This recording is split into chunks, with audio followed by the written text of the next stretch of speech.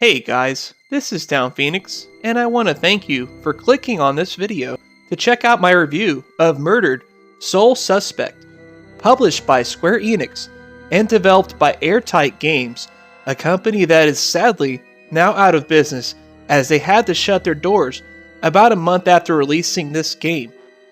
You might be wondering why that is. The short answer is, Murdered Soul Suspect has been an abysmal seller and has fell really short of the sales expectations at Square Enix and simply did not make anywhere near enough money for a AAA game release in 2014. According to VG charts, the game has about 290,000 sales worldwide, which is downright terrible for a AAA release. Now I know what you might be thinking, that the poor sales are representative of the quality of the game. After all, it only has a 59 on Metacritic, with the large majority of websites giving it around a 5 or 6 out of 10. But anyways, let me get out of that tirade, and let's talk about Murdered Soul Suspect. This game has an interesting concept, where you play as a police detective from Salem, Massachusetts, named Ronan O'Connor, who has lived a hard life early on, as it is demonstrated in the opening cutscene, who is in pursuit of a serial killer and gets killed by said suspect in the process after a struggle with the perpetrator. The game really begins after Ronan becomes dead and comes to grips with the fact that he is a ghost and that he is unable to interact with anything in the real world, at least in a physical form. In a concept that sounds a lot like the Patrick Swayze romance movie Ghost, Ronan has to find creative ways to progress towards its ultimate goal of discovering the identity of the unknown murderer and putting a stop to them once and for all. Now, I don't want you to feel that I'm spoiling this game for you.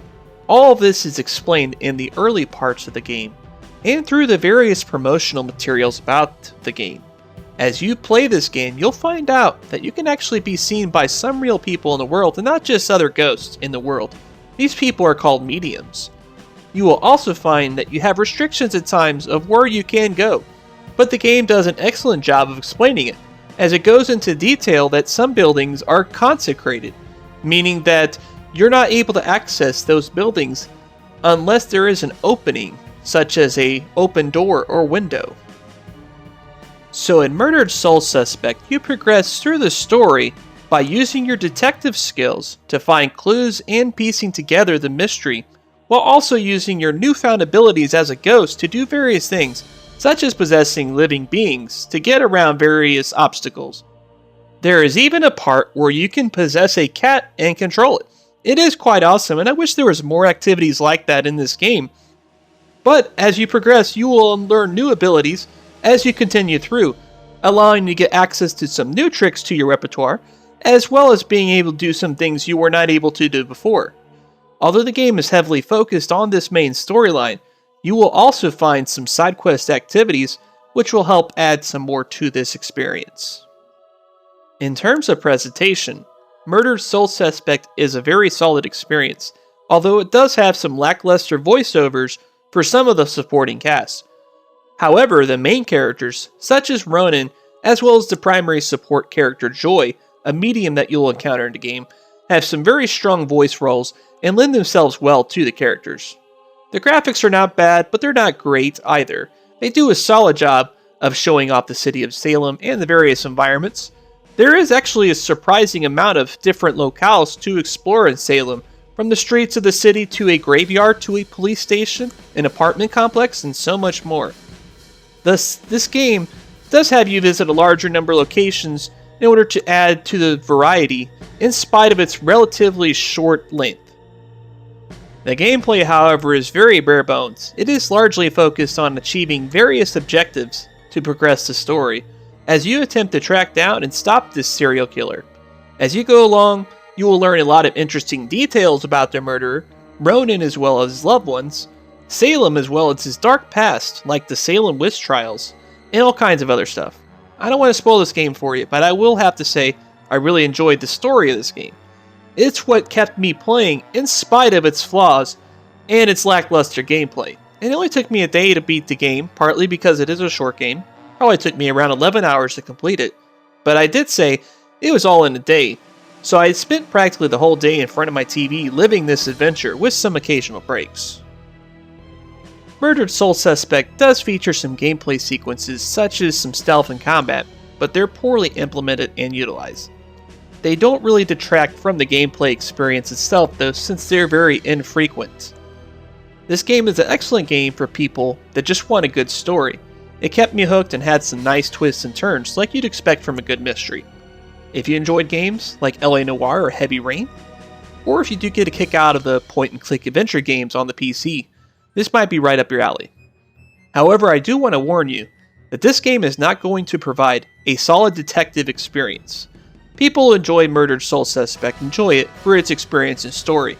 The detective gameplay of Murdered Soul Suspect is so basic and bland that it's honestly laughable.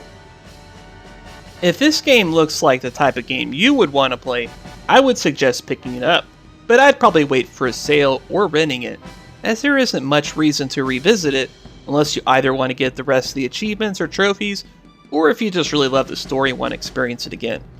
I enjoyed this game as a one-time playthrough, and would love to play more games like this, but I don't think this one has lasting appeal.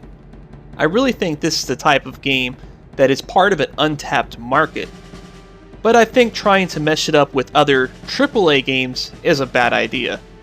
This type of game would be much better off as an indie title with more challenge and thinking involved with the player, however also offering some non-linearity to the experience so that players can come across different solutions, or maybe not even be able to resolve the crime, but not necessarily get a game over, just let the story continue. Overall, I would give Murder Soul Suspect a 7 out of 10. The game does a very good job of telling its story, and it kept me glued to my seat. On the other hand, it doesn't offer a lot of value in the gameplay, and it really lacks in challenge. I highly recommend this to story-driven gamers and fans of adventure titles, but at the same time, I can't really recommend it to anybody else, especially if you're looking for a thought-provoking game in terms of the gameplay, as it does not provide an adequate challenge for this. It is a shame that this game sold poorly though, since I think there is a real demand for this kind of game, especially since these games are not that common, especially on consoles. I played the PS4 version of this game. It is also available on the PlayStation 3, Xbox One, Xbox 360, and PC. Murdered Soul Suspect may be the end of airtight games, but perhaps there is a bit of a silver lining, since it shows that some major development studios and publishers out there are still willing to take risks to truly try to advance the art of gaming, rather than just give us the same regurgitated crap year in and year out. Games like this may be exactly what is needed for the industry. It just needs to have more polish and offer the player more control over the experience and a greater challenge to really hook us in. If you enjoyed this review, give it a like or share it with your friends. But, till then, Downphoenix out.